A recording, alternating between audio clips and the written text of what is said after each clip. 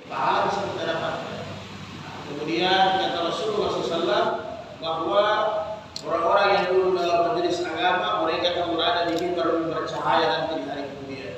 Sehingga para malaikat akan takjub manhum. Siapa mereka itu? Mereka itu yang senantiasa dulu dalam majelis-majelis ilmu. Al-mutajalisuna fillah, al-mutazariyuna fillah. Orang-orang yang senantiasa berkumpul karena Allah, orang-orang yang senantiasa duduk dalam majelis agama karena Allah Subhanahu wa taala. Mudah-mudahan kita termasuk di dalamnya yang berada di atas mimbar-mimbar cahaya nanti di hari ini. Amin. Saudara yang dimuliakan Allah, kita lanjutkan lagi bacaan hadis kita pada Jumat yang lalu. Kita sudah sampai ke hadis 1178. Jadi hadis 1178 masih dalam bab yang sama, yaitu bab adahi, hudiyah, bab tentang kurban yang memang momennya beberapa hari lagi ya kita akan dapatkan. Jadi kita selesaikan di malam, yang pada dasarnya intinya sebenarnya antara syarat hewannya, jadi kurban dengan akikah itu sama, ya. Syarat hewannya itu kurang lebih sama. Jadi kalau sempat kita bahas akikah walaupun satu dua hadis. Sebagaimana Jumat yang lalu kita sudah terangkan bahwa pada dasarnya hukum daripada ibadah kurban itu, ya, hukum daripada ibadah kurban itu ya ada dua versi. Ya. Jadi versi Imam Abu Hanifah, hukum kurban itu adalah wajib, ya, wajib. Karena memang dasarnya ini wajib bagi yang mampu. Jadi di mazhab Imam Abu Hanifah, ketika seseorang itu mampu dengan terang-terangan dia mampu, persaksian orang dia mampu untuk berkurban, maka wajib bagi dia kurban. Jadi kalau dia lari, dia kena hadis tadi, ancaman hadis tadi. Jadi begitu. Kemudian di mazhab Syafi'i, Imam Malik dengan Imam Ahmad, walaupun bagi orang yang mampu, tetap mereka menegaskan bahwa sunnah muakkadah, ya. Artinya walaupun dia terang-terangan mampu, tetapi kalau dia tidak mau berkorban, tidak ada dosa baginya, ya. Dia dapat dosa, kata Imam Syafi'i, karena dia bakhil. Dia dapat dosa karena dia fikir. Nah ini nanti di hari kemudian agak repot itu. Nah begitu. Kemudian hukumnya tetap sunnah muakkadah. Kira-kira demikian. Pada malam yang Jumat lalu kita sudah bahas bagaimana ciri-cirinya hewan kurban yang bisa sah dengan yang tidak bisa sah dalam agama. Kemudian doa yang paling pendek dibaca ketika menyembelih, ya. Jadi pada dasarnya semua kita harus bisa menyembelih. Jangan ada laki-laki muslim tidak bisa sembelih. Ya minimal ayam, kita belajar ayam harus bisa sembelih. Tidak bisa tidak. Jangan sampai tidak bisa sembelih, akhirnya nanti repot. Cari Pak Imam lagi jauh-jauh, imamnya ada di Jepur, tiba-tiba imamnya jatuh dari pohon cengkeh, kan susah lagi kan? Akhirnya ayamnya lepas. Nah, jadi semua harus bisa nyembelih. Jadi yang harus saudarinya, walaupun ada aturannya hanya memutuskan perjalanan urat pernapasan, tetapi kalau masih belajar tidak ada masalah. Yang penting jangan gara-gara itu kita trauma. Hatam saja ayam, walaupun lehernya putus, tidak apa-apa. Nah, itu pembelajaran. Sah, tetap sah dimakan. Yang penting di depannya ada baca Bismillah. Ini masalah kalau tidak ada baca Bismillah, ya biar uratnya putus. Tapi kalau tidak ada Bismillahnya tidak sah. Nah, jadi yang lalu sudah disampaikan, wa yaqulu Bismillah wallahu akbar. Jadi baik biasa maupun kurban Nabi doa menyembelihnya simpel, yaitu Bismillah Allahu akbar, itu saja. Ya, Bismillah sah. Allahu akbar tidak boleh, harus Bismillah. Ya. Nah, kemudian kenapa tidak? Bagaimana kalau Bismillahirrahmanirrahim? Sah. Tetapi kenapa tidak dianjurkan? Ada penjelasan para ulama mazhab, utamanya Imam Syafi'i. Kenapa tidak Bismillahirrahmanirrahim? Kalau Bismillahirrahmanirrahim itu pakai Ar-Rahman dengan Ar-Rahim. Allah itu Maha Sayang, Maha Penyayang, Maha Kasih Sayang. Jadi seolah-olah menyembelih itu Allah tidak punya Maha Kasih Sayang. Itu beberapa penjelasan ulama. Walaupun Abu Hanifah mengatakan, ya dengan kita baca Bismillah itu sudah kasih sayang, petunjuk. Ya, nah, ini bisa pro kontra, tidak ada masalah. Tapi yang jelas standarnya Bismillah. Mau pakai Ar-Rahman Ar-Rahim boleh, paling syariatnya yang terbaik adalah Bismillah Allahu Akbar, itu sudah cukup. Ya, nah, ini yang biasa repot sudah dihantam, putus untuk membaca Bismillah. Ya, saya pernah terjadi Mas. Aduh lupa. Ya, karena mau pembelajaran, lupa baca Bismillah tadi. Silakan kita jelaskan. Jadi jangan sampai lupa baca Bismillah. Ada pun teknik-teknik nanti memotong dan sebagainya itu teknis. Ya, nanti belajar kepada orang-orang yang senior, nah, seperti Pak Imam dan sebagainya itu banyak tambahan supaya dagingnya tidak keras, ayamnya tidak kaku, nah, itu teknis saja. Tapi secara hukum sahnya adalah baca Bismillah. Mau tahan napas tidak tahan napas itu teknis. Tapi baca Bismillah. Nah itu dulu. Ya. Di hadis yang lain, walahu min hadis Aisyah radhiyallahu anha, ini mungkin pengulangan tapi saya tegaskan lagi di bacaan dua ini. Afara bikabsin afrana, jadi Rasulullah yuta'u fi sawadin wa yabruku fi sawadin wa yanzuru fi sawadin. Rasulullah menyuruh mencari hewan kurban kibas, sejenis domba yang besar ya. Kemudian Nabi suruh kaki sekitarnya, matanya, perutnya, kalau bisa warnanya hitam. Nah, ini hobinya Nabi saja. Jadi memang kalau kita pandang warna hitam itu enak. Kalau di binatang kurban atau akikah. Jadi Nabi juga pandangannya biasa sukanya cari hitam. Hitam ini kan biasanya seperti jantan, gitu. Seperti laki-laki itu, seperti ganas kan begitu. Nah, jadi kayak begitu kelihatannya kalau dia warna hitam. Tapi apakah sah ketika kita akikah atau korban cari yang merah, cari yang putih sah? Tidak sah ya. Hanya Nabi itu biasa suka kalau seandainya ada yang hitam, Nabi lebih suka hitam. Apalagi yang di sekitar perut, sekitar matanya itu agak hitam. Ya. Itu Nabi lebih cenderung suka. Artinya kalau dilihat ada pilihan merah, putih, ada hitam di situ, Nabi cenderung lebih enak yang hitam. Memang kelihatannya kalau akikah atau korban itu hitam, kelihatannya enak dipandang itu yang hitam. Kayak jago sekali ya, berkiara hitam. Fa'atiya bihi liyadahiya bihi faqala laha ya Aisyah. Kemudian Nabi mau menyembelih itu hewan kurbannya, dia sampaikan kepada istrinya, ya Aisyah, haluni mudayata.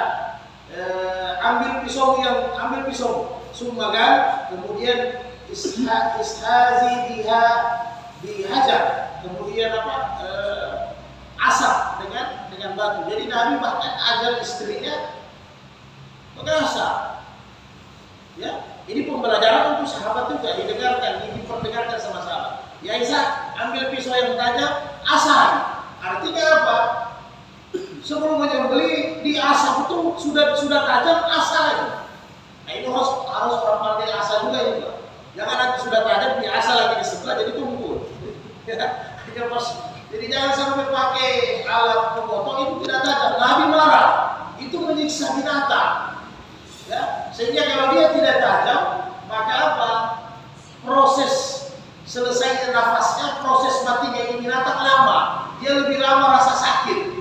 Jadi Nabi sudah sampaikan kalau bisa ketika menyembelih paling cepat mati paling bagus.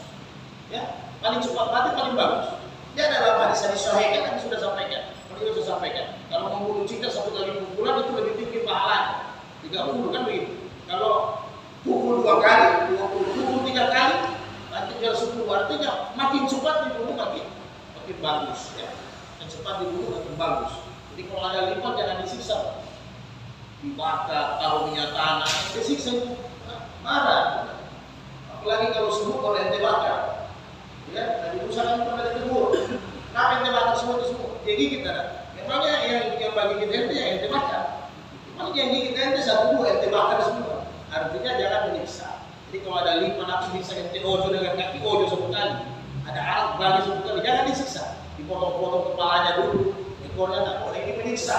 Bisa. Ya. Jadi begitu juga menyembelih. Baca bismillah, terus kalau udah napas, udah lehernya selesai. Maka Nabi perintahkan asap. Jadi asa yang dipakai juga di zaman Nabi kan dari batu asa ya. Batu asa itu dari batu alam atau batu kali, batu gunung, silahkan tak ada masalah. Nah, sekarang kan lebih modern lagi karena alat pemotongan sudah ada yang stainless, ya, sudah ada besi putih. per, baja, maka biasa pakai alat, ada yang dari kulit, ada juga alat asalnya dari apa? Dari besi ya, tinggal digosok saja. Nah, jadi terserah, yang penting barang yang dipakai sembelih harus tajam, tidak boleh tidak tajam. Karena kalau tidak tajam, kalau tak potong-potong dia pedis, masih tajam. Kemudian Nabi setelah diasah-asah, diminta sama Nabi, kemudian fa'alat, saya kasih sama Nabi, summa azaha wa azahu wa adja'ahu summa zabahahu summa bal bismillah. Jadi Nabi baca bismillah. Jadi kemudian Nabi ambil itu pisau, kemudian Nabi sembelih dengan membaca bismillah. Waktu korban, Nabi ada tambah, pernah juga didengar oleh Aisyah, waktu korban itu Allah mengatakan bismillah, Allah mengatakan bin Muhammadin. Ya Allah, terimalah korban saya Muhammad, kan begitu. Nabi sembelih sendiri. Wa ala ali Muhammad, dan untuk juga keluarganya Muhammad. Kemudian wa min ummati Muhammadin summa wa min Muhammadin, dan umatnya Muhammad, umat saya. Summa buhayya bihi. Kemudian Nabi berkorban dengan itu, ya. Nabi berkorban dengan itu. Jadi ini saudara-saudara sekalian, kita pisahkan ya secara hukum dengan secara keutamaan, ya, supaya nanti dengar-dengar di media sosial atau di majelis-majelis lain, jadi ada pemisahan antara hukum dengan keutamaan. Ya, keutamaan ini sebenarnya tidak ada batasnya. Wallahu yudha'ifu liman yasha. Jadi keutamaan ini Allah mau kasih 10 juta, 100 miliar, 1000 triliun, itu Allah yang tahu itu kelipatan-kelipatan. Jadi angka-angka yang disebut sama Nabi itu 27 derajat, 1000, itu hanya angka-angka. Tetapi yudha'ifu liman yasha, Allah bisa lipatkan dengan kemauannya Allah. Itu bebas. Jadi untuk korban secara hukum pengadaan hewan kurban itu sudah diatur. Ya. Nah, pengadaan hewan kurban itu sudah diatur. Apa pengaturan pengadaan hewan kurban kata Rasulullah? An Jabir radhiyallahu anhu,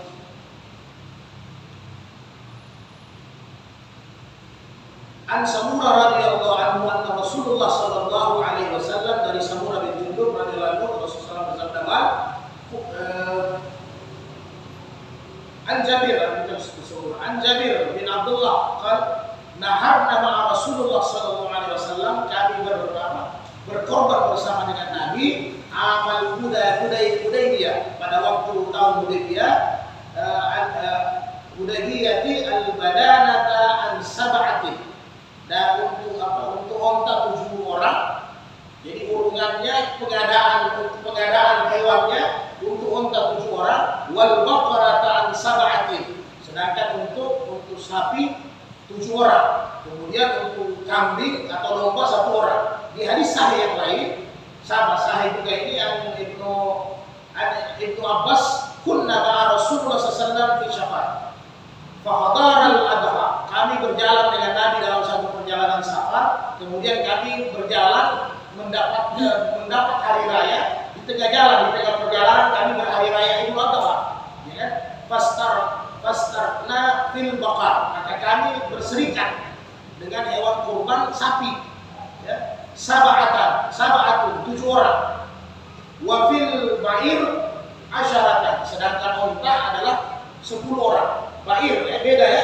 Ba'ir ini unta yang mahal.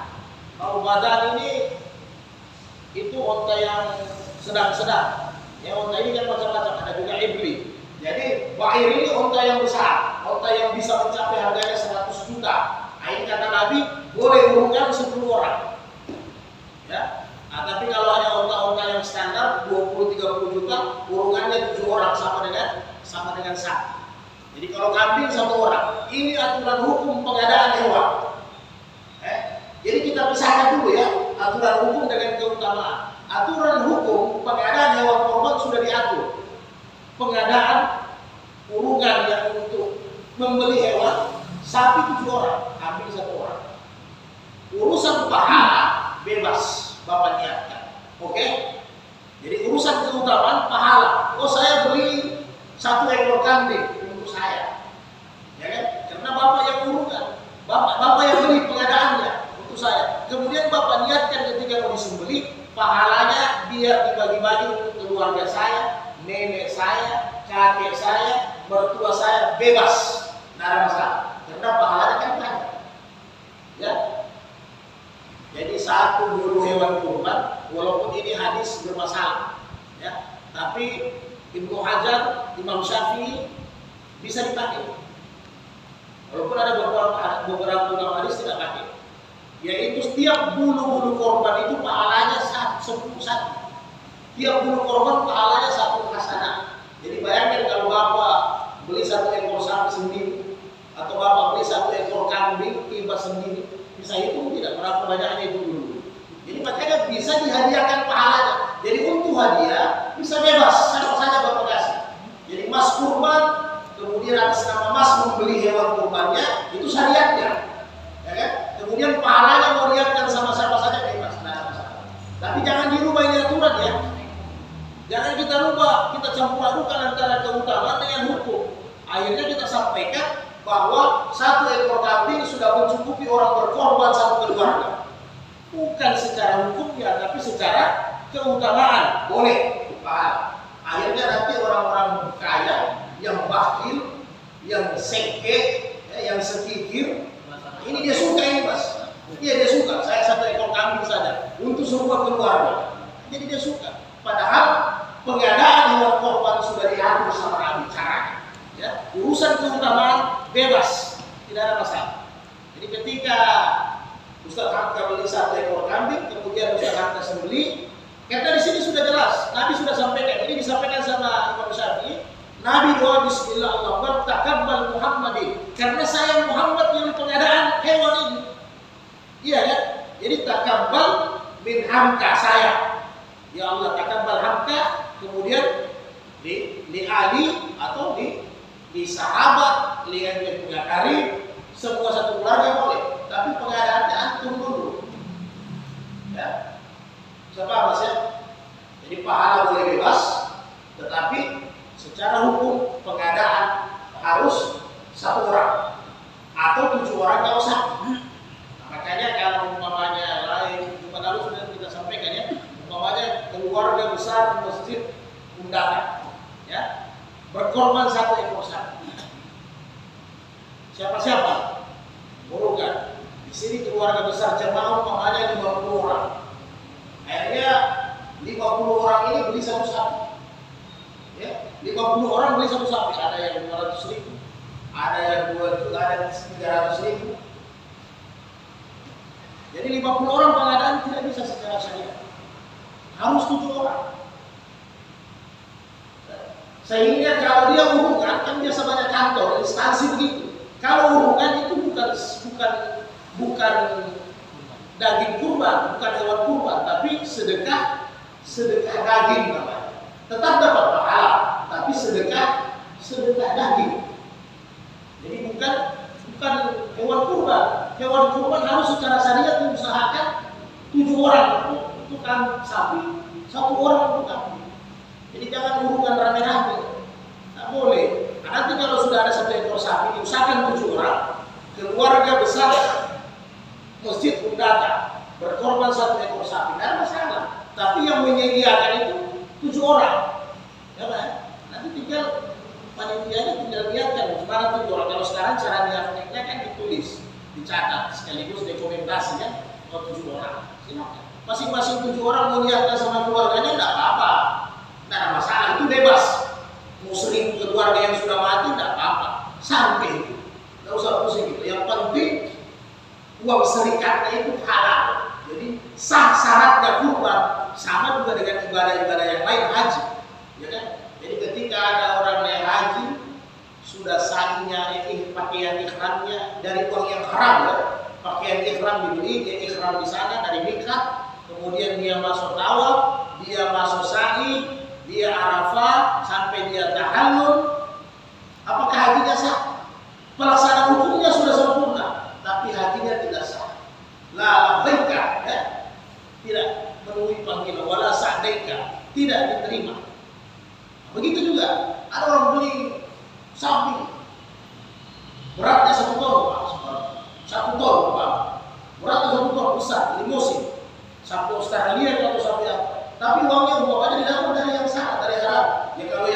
sekarang bukan hanya mencuri merampok, korupsi sama kan?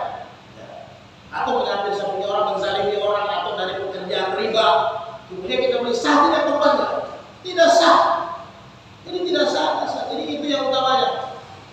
Uang yang dipakai begitu harus halal. Halal. Ya. Jadi begitu kira-kira gambaran tentang pengadaan sapi itu harus dijual. Jangan dirubah-rubah aturan hukum. Ya, jadi nanti orang berubah. Jadi jangan dicampur adukan antara keutamaan dengan hukum. Hukum boleh berjalan sendiri, keutamaan gampang. Ya Pak ya. Nah, jadi naik haji ya tetap harus Baitullah. Mau cari pahala haji ya banyak caranya. Ya, duduk berzikir sampai terbit matahari, salat 2 rakaat, dapat pahala haji dan umrah. Duduk dalam majelis taklim, dapat pahala haji. Datang salat berjamaah di masjid 5 waktu setiap hari, dapat pahala haji. Tapi pahalanya, kalau hukumnya harus ke Baitullah, kan begitu. Nah, jadi jangan dicampur aduk. Oke Pak? Sip. Nah biasa, yang begini pertanyaan banyak masuk, karena orang bingung. Ini yang sampaikan kan sama-sama ustadz, sama-sama ulama, jadi bingung Pak. Jadi dipisahkan. Jangan kita meringankan umat, tapi nanti meringankan bagi orang yang mampu, kan begitu. Jadi jangan. Ada untuk orang miskin, ada untuk orang kaya. Kalau untuk orang miskin ya Jumat hajinya orang miskin. Jangan nanti orang-orang kaya tidak boleh haji karena Jumat itu pahalanya haji juga. Nah ini cilaka kan. Akhirnya orang makin menghindar untuk berkorban hartanya. Padahal kan korban jelas. Abu Hanifah makanya bilang wajib karena wasalli li rabbika wanhar. Wanhar itu jelas perintah. Berkorbanlah, hanya mampu, jangan lari. Karena yang kalau di zaman Nabi kan belum ada fikih, belum ada wajib, sunnah, muakkadah, makruh tanzih, makruh tahrim, belum ada di zaman Nabi. Yang ada di zaman Nabi simpel, halal dan haram. Itu yang ada di zaman Nabi. Karena Nabi ada, aman kan? Halal tidak ini makanan Nabi, halal sudah selesai. Kan begitu. Kalau sudah tidak ada Nabi ya sudah banyak timbangan-timbangan, maka perlu ada fikih, tidak bisa tidak ada fikih, tidak bisa tidak ada usul fikih, karena timbangan keadaan itu makin berbeda. Tapi tidak merubah aturan hukum. Aturan hukum tidak akan bisa dirubah sampai kapanpun. Ya? Nah, jadi kalau misalnya cara sembahyang di kendaraan kota, kalau kita cara sembahyang di pesawat atau di mobil, di kereta, jadi itunya saja yang berbeda. Tapi aturan hukumnya tidak akan pernah berbeda. Ya? Jadi ada yang menentang. Ada sebagian ulama juga memang menentang yang begini, tapi di sisi lain ya sekarang saja di saya sudah ada kendaraan mobil. Nah, ini kan huru hara sebenarnya. Ini masih ikhtilaf ya. Tapi yang anehnya yang menentang yang begini biasanya dari bermazhab Imam Ahmad. Tapi nyatanya di mazhab Imam Ahmad yang bolehkan lagi ini sa'i pakai kendaraan. Nah, ini repot. Kalau semua nanti 100.000 orang yang pakai kendaraan tidak tabrak orang, kemudian jadi santai orang kan begitu. Ada keutamaan sa'i nanti hilang. Ya, keutamaan saya nanti ada hilang.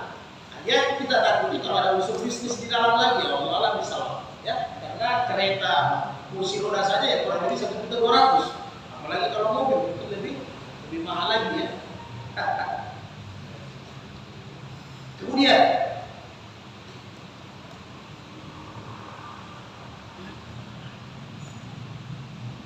Abu Hurairah radhiyallahu anhu Rasulullah, "Man kana lahu sa'atun wa lam yudahi fala yaqrabanna musallada." Jadi barang siapa yang mampu dia tidak berkorban, maka jangan dekati tempat salat kami. Jadi penafsiran ulama mazhab, ya. Penafsiran ulama mazhab satu. Yang dimaksud jangan dekati tempat korban kami, nanti dia di hari kemudian tidak bersatu dengan jamaahnya Rasulullah SAW. Orang-orang kaya yang tidak berkorban. Nanti di hari yang kedua, nanti di hari kemudian kata Imam Syafi'i, yang kedua nanti di hari kemudian dia tidak diakui oleh Rasul sebagai umatnya. Bila penafsiran para ulama ini. Kemudian yang ketiga, dia tidak akan mendapatkan syafaat Rasulullah nanti di hari kemudian. Semua kita cilaka ini. Yang keempat, kalaupun nanti dia diampuni oleh Allah masuk surga, dia tidak akan pernah bertemu dengan baginda Rasulullah Sallallahu Alaihi Wasallam. Dan masih banyak penafsiran yang lain. Jadi jangan Bapak tafsirkan nanti. Kenapa ulama menafsirkan ini hadis? Jangan Bapak tafsirkan, jangan dekat musala kami, jangan dekat masjid kami, orang yang tidak mau berkorban sedikit Bapak usir. Jangan. Justru mereka harus didekati supaya bisa dibujuk, diberi motivasi. Jadi makanya tidak bisa kita menafsirkan ayat dengan hadis dengan tekstual. Parah kalau kita hadiskan dengan tekstual. Nanti kita tafsirkan, oh iya, oh ini Pak Subhanahu orang mampu tidak mau berkorban. Pak, jangan dekat di tempat sembahyang. Masjidnya Rasulullah, usir beliau. Tambah jauh nanti Pak Subhanahu dari masjid. Kita upayakan bagaimana orang dekat dengan masjid, jangan jauh dari masjid. Ya kan? Kalau bisa kita gaji orang supaya dia datang ke masjid. Makanya kan harus diusir. Jadi ini makanya jangan menafsirkan ayat hanya tekstual, harus penafsiran para ulama. Jadi ini nanti di hari kemudian repotnya. Tidak diakui dari umat Nabi, tidak dapat syafaat Nabi, tidak bersama Nabi nanti di hari kemudian, celaka. Jadi orang-orang yang mampu orang kaya. Nah sekarang kalau saatan yang mana kemampuan ini diukur dari mana? Anda semua yang tahu kemampuan Anda. Okay? Yang lalu sudah saya sampaikan juga dan sudah sering orang yang masih api neraka berarti syarat orang mampu. Ya, orang yang masih Tuhan berarti mampu itu syarat. Ya kan begitu. Nah kemudian orang yang apa istilahnya pendapatannya di atas income per kapita rata-rata berarti itu orang mampu. Ya kan dalam ukuran pemerintah ya. Kalau income di atas sekarang kan pendapatan 6 juta ke atas ya, nah, itu sudah ukuran mampu. 5 juta ke bawah itu orang yang tidak mampu. Tapi kenyataannya, realitanya biasa orang yang pendapatan 5 juta ke bawah tiap tahun berkorban. Yang 6-7 juta pendapatannya malas berkorban. Padahal itu standar. Ya, standar. Ya tidak? Ustaz terakhir. Ya. Merokok 30.000 satu hari satu bungkus, 1 bulan 900.000, 10 bulan 9 juta, tambah 2 bulan 1 ekor sapi dia sendiri sebenarnya satu keluarga. Nah, tapi pas patungan tidak apa. Oke Pak. Alhamdulillah. Subhanallah juga ya.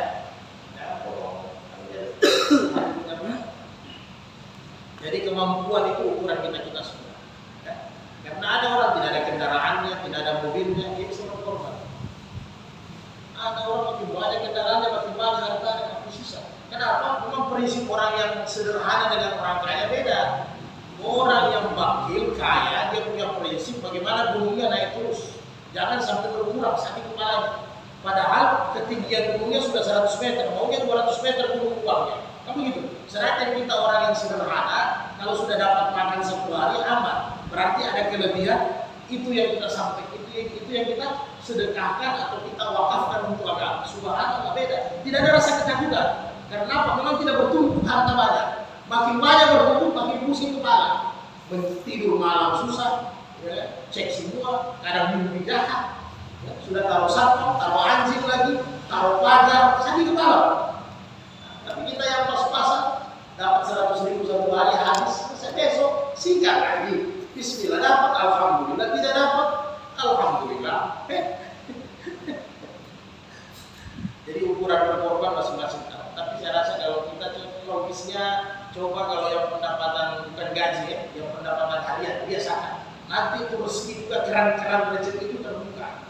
Satu hari saja 10.000 kita tahu, kita niatkan untuk korban satu hari 10.000. Ya, satu hari 10.000. Tahu, lihat saja Allah untuk korban saya tahun depan. Sama dengan haji kan. Jadi kalau 1 bulan dapat 300, tapi jangan dibuka-buka. Kalau dihitung terus, ada repot itu. Ya, apalagi kalau yang disimpan seringkali matanya bisa dibuka selesai. Jadi 10.000, 300.000 berarti sebulan 10 bulan 3 juta, lebih daripada seringkali.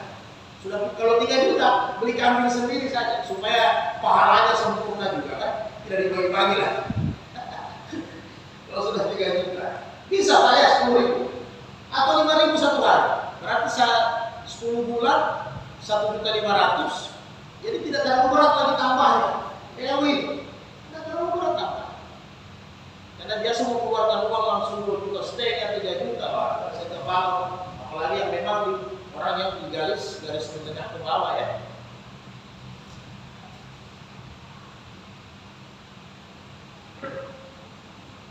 Ya, yang lalu sudah kita bahas ya. Hewannya jangan sampai tua, jangan sampai buta, telinganya cacat, pincang, ompong giginya.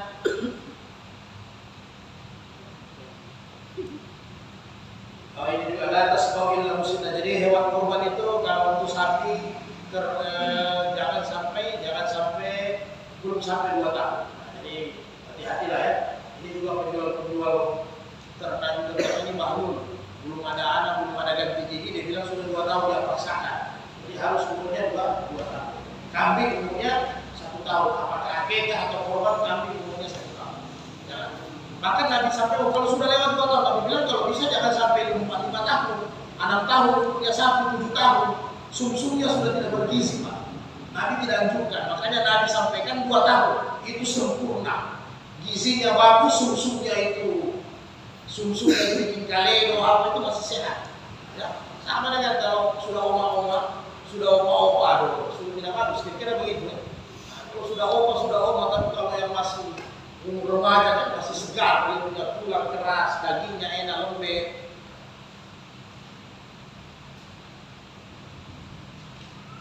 Kemudian An-Ali qala amarana Rasulullah an nastasriful ainal wal uzun. Jadi kami diperintahkan Nabi kalau membeli hewan kurban supaya memeriksa, jadi dicek semua. Ainun wal uzun, telinga dengan matanya dicek. Jadi jangan asal-asal, apalagi sistem online, kirim video, kirim foto, datang cek langsung di kandangnya. Ya. Datang langsung cek, lalu bukan jual beli sudah sampai. Jadi jangan datang cek langsung bagaimana matanya, bagaimana telinganya, bagaimana buta atau tidak, pincang atau tidak, rabe telinganya atau tidak, terpotong atau tidak, giginya ompong atau tidak. Sempurna kan? Diperiksa. Amara Rasulullah an aqwama ala budnihi wa an aksama luhumaha wa juludaha wa jalalaha ala al-masakid wa la a'ti fi juzaratiha syai'an minha muttafaqun alaih. Nabi memerintahkan kami juga mengurus distribusi hewan kurbannya. Jadi boleh kita titipkan sama panitia juga boleh seperti Nabi. Bahkan di riwayat lain Ali mengatakan Nabi pernah berkorban 100 ekor kambing. Jadi ketika menyembelih Nabi sembelih 1 saja. Setelah itu Nabi panggil sahabat Ali dengan beberapa orang untuk sembelih lanjutnya, mengurus. Maka Ali bilang kami disuruh urus untuk membaginya, dagingnya, kulitnya, kukunya, tulang-tulangnya, alal masakin kepada orang-orang miskin. Ya, nah ini jadi dibagi.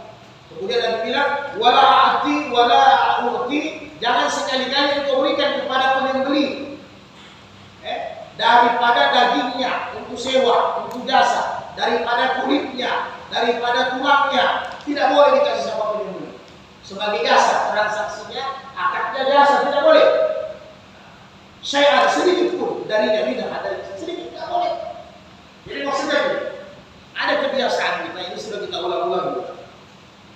Bos, tolong kerjakan anak punya sembelih, kemudian cincang-cincang sekalian ya. Dengan catatan upahnya kepala, kulit, kuku, umpamakan. Jadi kalau begini, panitia korbannya berdosa, bukan orang berkorbannya. Panitia korbannya dosa. Kalau dititipi sama panitia.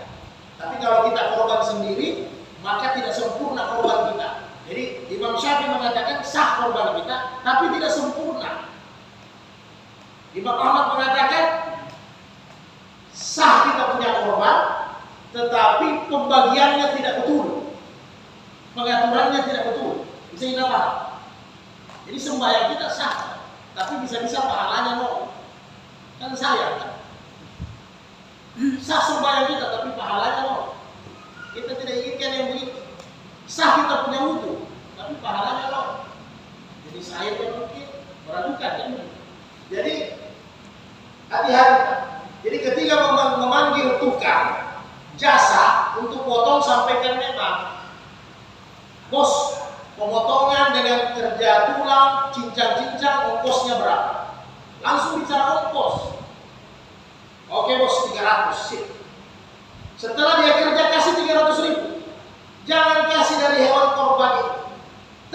kecuali dia termasuk golongan orang-orang masakin, tapi tercatat, tapi transaksinya bukan upah gaji, karena dia pemotong itu masuk dalam asnaf miskin atau fakir, boleh kita kasih, tapi transaksi gajinya sudah selesai. Jangan diikutkan upah, dipakai upah. Bos, saya kasih 10 kilo daging, tidak usah saya bayar upah, tidak boleh. Bisa kita paham? Jadi jangan sampai kita disampaikan betul-betul pemotong dengan pekerja tidak boleh dapat daging. Boleh, kalau dia memang miskin juga. Kasih, tapi bukan untuk gajinya. Karena statusnya miskin, gajinya selesaikan dulu. Jadi menurut Imam Syafi'i, selesaikan dulu gajinya. Nah, kalau memang dia miskin baru kasih. Ini jatah bapak karena bapak termasuk orang yang tidak mampu, wajib dapat. Artinya bahasanya sekarang ini kasih kupon. Jadi kupon itu kan bukan jasa, tapi karena dia masuk asnaf miskin dan fakir, itu boleh. Sama apa ya? Nah, kemudian ulama menjelaskan dulu di zaman Nabi itu kulit dipotong-potong. Ya, itu kulit, Ibnu Abbas katakan itu kulit dipotong-potong karena memang di zaman Nabi orang olah kulit itu biasa. Mereka pintar untuk olah itu kulit. Nah, sedangkan sekarang kita kan nggak tahu olah kulit. Kalau istri kita dibawa daging kemudian ditaruh kulit di dalamnya, bisa-bisa dia mati yang dia orang. Kenapa ada kulit yang dikasih masuk mau diapa? Karena istri kita sekarang tidak tahu olah itu kulit. Mungkin ada orang-orang tertentu mungkin di bagian pulau di sana pintar dia masak, dia samar apa dia masak pintar. Tapi kan tidak semua orang bisa tahu bikin itu kulit. Nah, maka Imam Syafi'i menjelaskan boleh dijual itu kulit. Sama ya. Tapi ketika dijual itu kulit bukan dipakai bayar gajinya orang kerja, bukan dipakai bayar gajinya, dicari orang miskin, dikasih sama orang miskin. Umpamanya, ini Ustaz Hamka sudah dapat kupon, berarti masuk asnaf, ya? Dapat kupon saya kasih. Ini daging. Kemudian saya sudah jual kulit, uangnya kemudian saya kasih sama beliau, dia bukan pekerja yang dibayar jasa, boleh karena dia miskin. Jadi itu kulit uangnya kalau memang tidak bisa kita olah kita jual, tapi kita kasih untuk orang miskin. Sama mirip kan? Itu kata Imam Syafi'i. Jadi karena kita tidak bisa olah kulit semua. Oke Pak. Kemudian yang paling banyak huru haranya makan sama-sama. Ya Pak ya. Makanya panitia korban harus berkorban supaya aman. Karena jatahnya ada, jatahnya lah yang dipakai. Oke, kalau panitia tidak ikut korban, dia harus minta izin kepada yang punya korban. Paham? Sepakat ulama 4 mazhab ini, Abu Hanifah, Ahmad bahkan menegaskan wajib minta izin. Yang korban 1, 2, 3, 4, 5, 6, 7 saya panitia. Saya kebetulan tidak ikut korban. Jadi saya harus sampaikan, Pak, ikhlas tidak? Kami mau ambil untuk dimasak makan. Kalau yang 3 orang mau, yang 4 orang tidak boleh. Oke? Tapi kalau panitia ikut korban, tinggal panitia akan lapaskan bahwa yang dimakan ini adalah bagian besar. Oke? Sampai ya? Kita ringkas.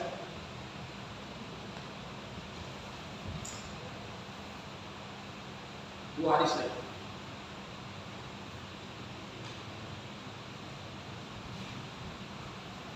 Kita langsung masuk hadis. Saya ambil ringkas hadis akikah ya. Ada dua basradan Muhammad Nabi Sallallahu Alaihi Hasan wal Husain kabsan. Rawahu Abu Dawud wa sahihahu Ibnu Huzaimah. Jadi Nabi mengakikah cucunya Hasan dan Husain masing-masing 1 ekor kambing ya, kibas. Itu hukum keduanya. Hukum pertamanya, jadi jangan nanti dikasih kontra hadis ya. An Aisyah anna Rasulullah amarahu, memerintahkan sahabat mereka an yuwakka'anil gulami sya'atani, untuk anak laki-laki 2 ekor.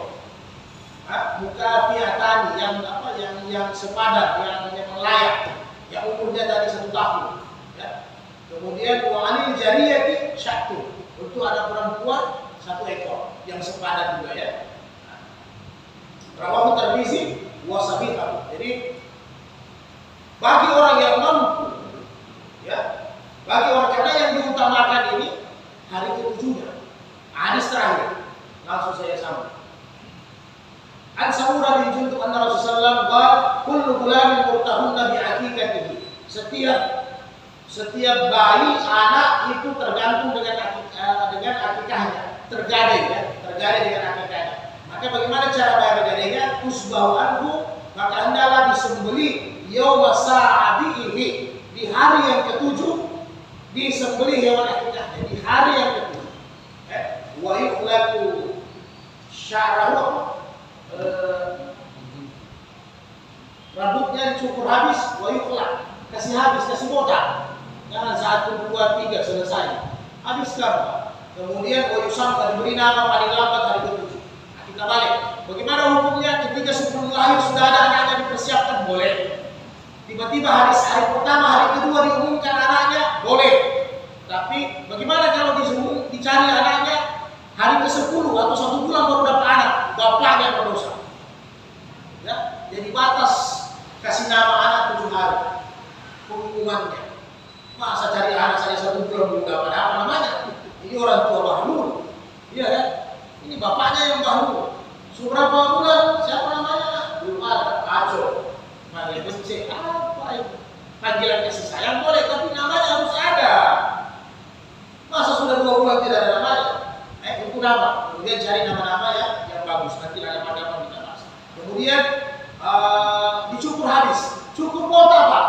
Ya, karena itu rambut tercampur dengan darah nifas. Istri yang harus melahirkan tidak boleh berhubungan dengan suaminya karena masih ada darah nifas. Kenapa? Darah nifas itu kotor, kasar. Berarti rambutnya anak juga sudah kotor. Makanya itu hikmahnya disuruh kasih habis. Ya, boleh nanti mungkin dibuat resepsinya, seremonialnya 1, 2, 3 ya. Pulang tamu botak kasih habis Pak. Jangan disisakan. Wah, anak cewek ini, ya nggak boleh. Botak kasih habis hari ke-7. Jangan lama-lama. Kalau sudah hari ke-7, orang tuanya tidak cukur rambutnya, siapa yang berdosa? Bapaknya yang paling berdosa. Kalau lupa tidak ada masalah. Kalau lupa tanggal. Karena jangan sampai pas hari ke-4 bapaknya pingsan bangun dari hari ke-10 orang tuanya. Itu boleh dimaafkan. Ya. Jadi batas 7 hari. Jadi tidak ada hubungannya hewan akikah dengan potong rambut, paham Pak? Jangan gara-gara belum dipotong kambingnya, rambutnya ditahan, namanya juga belum diberi nama. Bisa Pak? Karena 3 kewajiban orang tua mengakikah dengan 1 ekor atau 2 ekor, ini pakai uang. Kemudian cukur rambut tidak pakai uang Pak? Paling beli pisau saja sih. Sini. Nama pakai uang nggak nama? Hanya pakai hayawan. Ya. Kemudian cari di Quran, cari di hadis, boleh ditanya sama orang-orang alim, sama orang-orang saleh, apa kira-kira masa-masa 7 hari itu bisa dapat anak. Jadi yang 2 ini jangan menghalangi di hari yang ke-7. Kita tiba-tiba pas hari ke-7 kebetulan CD-nya belum ada plus, belum bisa beli kambing. Sudah hari ke-7 belum bisa beli kambing. Boleh, karena kita belum mampu kan, tidak ada masalah. Tapi jangan tidak boleh beli kambing karena ditahan-tahan uang. Sengaja. Ya. Bapaknya pergi perubahan apa setelah masuk di salon. Skincare. Ya. Nah, sampai 2 juta kambing itu kan dosa. Tapi kalau memang belum mampu hari ke-7, buat saja yang kedua.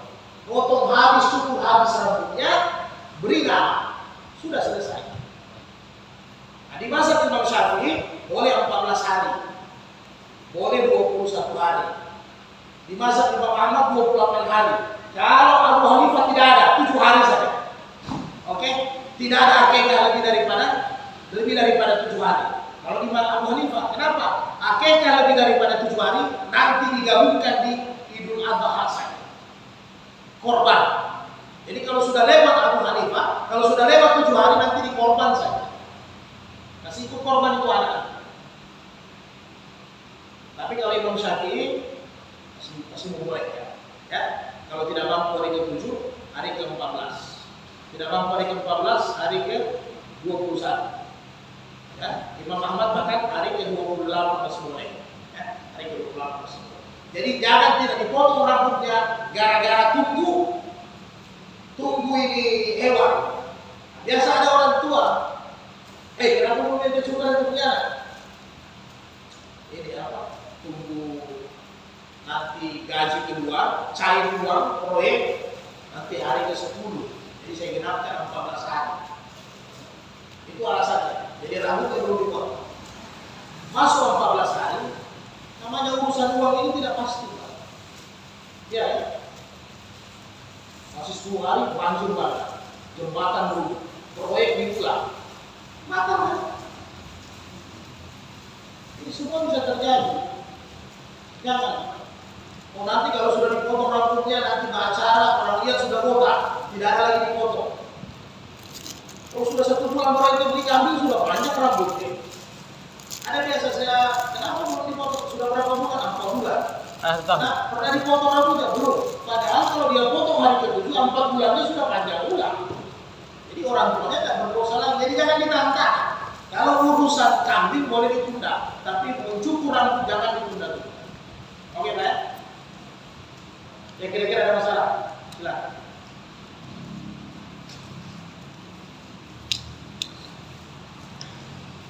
Kemudian yang sudah lihat korban, jangan dulu potong-potong supaya. Jadi bagaimana kalau seandainya ada yang melihat korban, tiba-tiba potong kuku sudah atau cukur rambut, sah tidak korban? Sah tidak korban? Sah korbannya. Sah. Ada maksudnya keutamaan lain dia tidak dapatkan. Nah, makanya kita harus dua sempurna. Jadi jangan hanya dunia kita yang mau sempurna, akhirat juga sempurna. Makanya kalau mau lihat korban, nggak usah dulu cukur, nggak usah dulu potong kuku. Nanti kalau hewannya sudah disembelih, bismillah, ya, supaya sempurna. Ya. Sempurnanya apa? Jadi dianalogikan oleh Imam Syafi'i.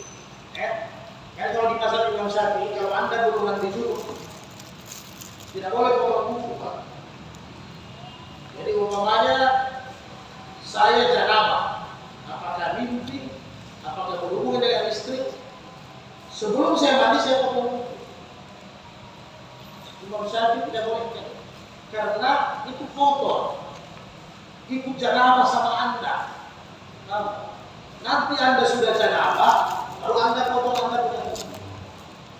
Korban ini pengampunan dosa. Maka alangkah bagusnya semua yang tumbuh ini ikut korban dia, ikut korban bersama. Ketika selesai korban kita sudah potong, alhamdulillah sudah bersih semua. Makanya sebelum tanggal 1 Zulhijjah potong memang supaya tidak tertumpuk. Nah, masuk 1 Zulhijjah tahan. Nanti setelah penyembelihan korban. Jadi nanti kalau dititipkan sama panitia, ditanya sama panitia, hari apa sebenarnya korban dipotong? Hari pertama, hari kedua, hari ketiga, atau hari keempat. Jangan habis sembahyang sudah dipotong. Padahal korbannya belum. Ya. Kemudian yang terakhir sekali lagi puasa Arafah. Ya. Jadi yang tidak bisa puasa tanggal 1 sampai, jadi 2 saja puasa Zulhijjah itu. Ya. Tanggal 1 sampai tanggal 9 itu sahih secara hukum. Yang kedua puasa tanggal 9 Zulhijjah. 2 itu saja. Nah, jadi kalau tidak mampu 1 sampai 9, maka puasa tanggal 9 saja. Kemudian bagaimana 9, 10 tarwiyah? Ada hadisnya, tapi hadisnya itu tidak sahih, hadisnya dhaif, tidak boleh dijadikan landasan hukum. Bagaimana kalau orang puasa 9, 10, boleh tidak? Boleh, tidak ada masalah. Bagaimana orang puasa? Tanggal 1, tanggal 3, tanggal 5, tanggal 8, boleh, tidak ada masalah. Tapi jangan dijadikan itu hukum. Ya, karena hukum itu harus ada landasannya yang kuat. Jadi tarwiyah itu tidak ada sebenarnya dalam hukum, hanya keutamaan. Jadi kalau tidak mampu 1 sampai 9, maka puasalah pada tanggal 9 Zulhijjah. Nah ini lagi polemik sekarang. Terakhir ini. Saya kasih. Ini terlalu banyak. Bagaimana sekarang di media sosial motivator terlalu banyak. Ini kalau sudah motivator bicara, ini tidak ada landasan. Motivator ini menyegarkan hati boleh, menyegarkan otak, motivator kan. Tapi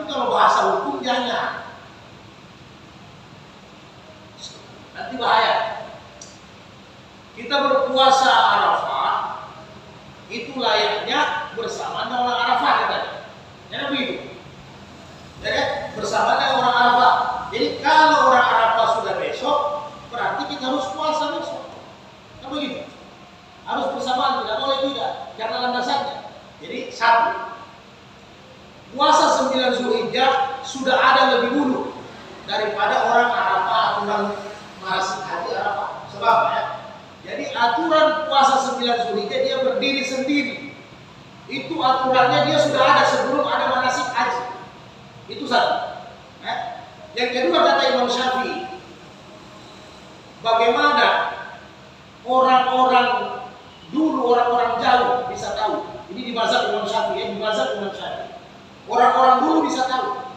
Imam Bukhari yang ada di Rusia, Uzbekistan, atau Imam Abu Hanifah yang berada di Irak, Imam Syafi'i yang berada di Mesir, ya, kecuali Imam Ahmad, Imam Malik, kecuali Imam Malik. Imam Malik memang ada di Mekah.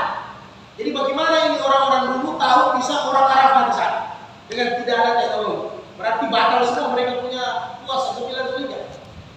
Pakai apa kira-kira? Pakai telepon, naik kuda, butuh bulanan. Paham ini mas? Jadi orang-orang dulu yang tidak ada telepon, telekomunikasi, bagaimana bisa dia tahu orang Arafah di Mekah? Bisa nggak? Bisa nggak? Yang masih 1800-an, tidak ada akses kan? Kalau sekarang ya bisa, live terus tiap malam. Jadi puasa 9 Zulhijjah itu berdiri sendiri. Tidak ada hubungannya dengan orang Arafah di Mekah. Nah, kemudian sepakat ijma 4 mazhab sebenarnya tentang geografis dunia ini sudah disepakati. Jadi tidak bisa sama. Orang di Swedia puasanya 20 jam Pak, 19 jam, ada yang 17 jam. Kita ini Indonesia yang paling enak. Jangan kita menganggap puasa Ramadan ini 12 jam puasa, 12 jam buka. Hanya ada di Indonesia saja, luar biasa. Di negara lain ada siangnya yang lama Pak, 18 jam, 20 jam. 18 jam daerah Swedia itu 18 jam, 19. Kutub Utara 20 jam. Jadi orang di Kutub Utara itu dia berpuasa hanya 4 jam saja. Dia puasa 4 jam. Jadi jangan kita hayalkan ini letak dunia ini sama semua satu dunia. Tidak. Jadi makanya terbit dan terbenamnya matahari itu berbeda. Urusan orang Arafah nggak masalah. Jadi jangan nanti kita takut. Ini kan nanti orang Arafah hari apa? Hari Ahad. Kita puasa hari Ahad. Di orang Arafah tidak. Orang Arafah hari Sabtu. Oh, Sabtu ya. Hari Sabtu orang Arafah di Arab Saudi. Lebaran hari Ahad. Kita puasa nanti hari Ahad. Lebaran mereka. Jadi ayo, orang sudah lebaran mau puasa. Ini ada batas. Ada urusan apa? Tidak ada urusannya. Jadi biar orang sudah lebaran kita puasa, karena kita puasa 9 Zulhijjah kita puasa.